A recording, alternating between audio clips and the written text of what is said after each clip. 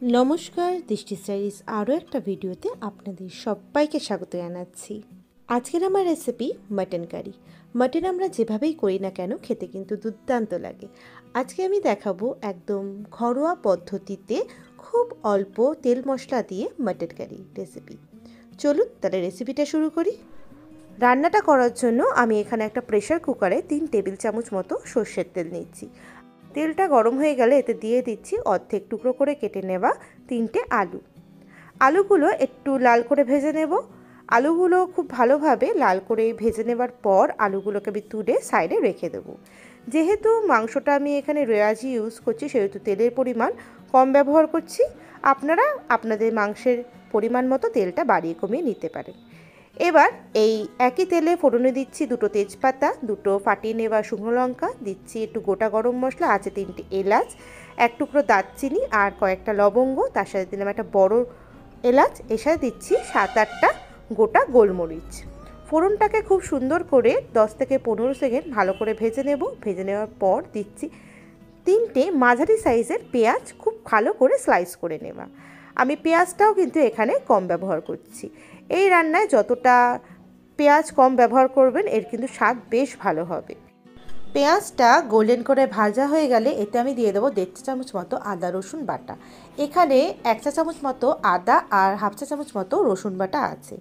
আদা রসুনটাকে পেঁয়াজের সাথে কাঁচা গন্ধ যাওয়া অবধি খুব ভালো করে ভেজে নেব।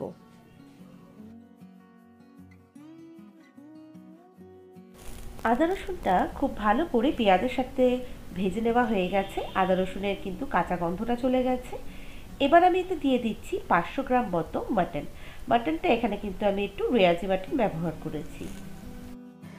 এবার এর মধ্যে দিয়ে দিচ্ছি 2 টেবিল চামচ মতো ফেটিয়ে নেওয়া টক দই। টক দইটা কিন্তু রুম টেম্পারেচারে আছে। এর সাথে দিচ্ছি স্বাদ মতো লবণ আর দেব 7 থেকে 8টা চেরা কাঁচা লঙ্কা। আমি কিন্তু এখানে কোনো ঝাল লঙ্কা গুঁড়ো ব্যবহার করব না, তার জন্য কিন্তু আমি এখানে পুরোটাই কাঁচা লঙ্কা ব্যবহার করছি। ঝাল আপনারা যতটা পছন্দ করবেন ততটা ঝাল এখানে ব্যবহার করবেন। এবার সমস্ত কিছু দিয়ে মিনিট 5 সময় নিয়ে হাই ফ্লেমে এই মাংসটাকে ভালো করে কষিয়ে নেব যতক্ষণ না মাংসের রঙটা একটু চেঞ্জ হচ্ছে। 5 মিনিট বাদে দেখো মাংসটা কিন্তু খুব ভালো করে ভেজে নেওয়া হয়ে গেছে পেঁয়াজ রসুনের সাথে। এবার আমি এতে কিছু দিয়ে দেবো গুঁড়ো মশলা। আমাদের নিত্যদিনে যে গুঁড়ো মশলাগুলো আছে সেগুলোই দেবো। প্রথমে দিচ্ছি 1/2 টিস্পুন মতো জিরের গুঁড়ো। জিরাটা কিন্তু এই রান্নায় আমি অল্প ব্যবহার করছি। দেবো 1 টিস্পুন মতো ধনের গুঁড়ো।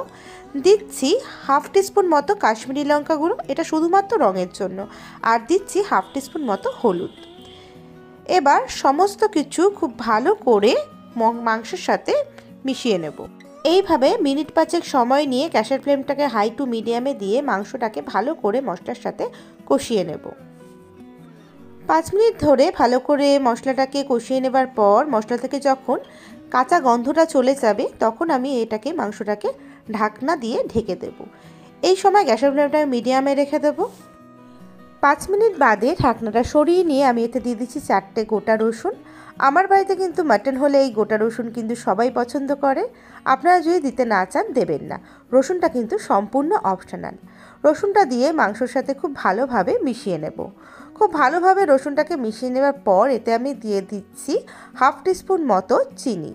এটা কিন্তু শুধুমাত্র টক দইয়ের টক ভাবটা ব্যালেন্স করার জন্যই চিনিটা ব্যবহার করা হচ্ছে।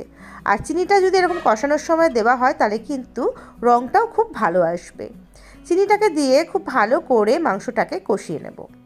কষিয়ে নেওয়ার পর এই সময় আমি দিয়ে দিচ্ছি 1/2 কাপ মতো গরম জল। গরম জলটা দিয়ে খুব ভালো করে মাংসটাকে মিশিয়ে নেব। এবার মাংসটাকে একবার ভালোভাবে মিশিয়ে নেওয়ার পর গ্যাসের ফ্লেমটাকে লো টু মিডিয়ামে রেখে দিয়ে ঢাকনা দিয়ে ঢেকে আমি 5 মিনিটের জন্য রেখে দেব। 5 মিনিট বাদে ঢাকনাটা সরিয়ে নিচ্ছি। দেখো মাংস থেকে কিন্তু তেল ছেড়ে দিচ্ছে।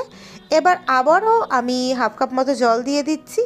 এভাবেই ঢাকনা দিয়ে ঢেকে অল্প অল্প করে জল দিয়ে মাংসটাকে কিন্তু কষিয়ে নেব। এই প্রসেসটা কিন্তু আমি 5 থেকে 6 বার করব। জল কিন্তু এখানে আমি গরম জলই কিন্তু ব্যবহার করছি।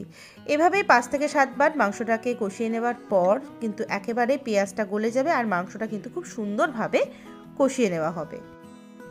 মাংসটা কিন্তু খুব ভালোভাবে কষিয়ে নেওয়া হয়ে গেছে, আর মাংস থেকে কিন্তু তেলও ছেড়ে দিয়েছে, আর পেঁয়াজও কিন্তু একদম গলে গেছে। মাংস কষানো কিন্তু আমাদের একদম হয়ে গেছে। এবার আমি এতে দিয়ে দেব আগে থেকে ভেজে রাখা আলু, আর দিচ্ছি মাংসের ঝোলের পরিমাণ মতো গরম জল। আমি কিন্তু মাংস রান্নার সময় সবসময় কিন্তু গরম জল ব্যবহার করাই চেষ্টা করি। ঝোল আপনারা যতটা পছন্দ করবেন আর মাংসটা সেদ্ধ হতে যতটা জলের প্রয়োজন সেই হিসাবে আপনারা কিন্তু ঝোল ব্যবহার করবেন। সমস্ত কিছু খুব ভালোভাবে মিশিয়ে নিয়ে ঝোলটা খুব ভালোভাবে ফুটে গেলে এতে আমি ঢাকনা দিয়ে দেব। ঢাকনাটা দিয়ে গ্যাসের ফ্লেমটা হাইতে রেখে আমি একটা সিটি দিয়ে নেব।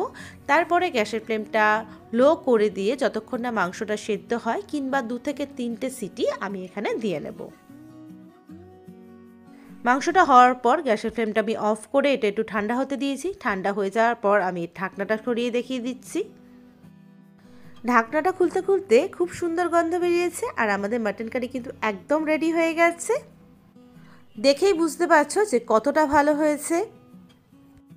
সবশেষে এর স্বাদটা আরেকটু বাড়িয়ে দেওয়ার জন্য এর মধ্যে দিয়ে দিচ্ছি হাফ টিস্পুন মতো শাহি গরম মশলার গুঁড়ো। গরম মশলার গুঁড়োটা দিয়ে খুব ভালো করে মাংসের সাথে মিশিয়ে নেব। ভালোভাবে মাংসের সাথে মিশিয়ে নিলেই তৈরি হয়ে যাবে আমাদের দুর্দান্ত স্বাদের মাটন কারি।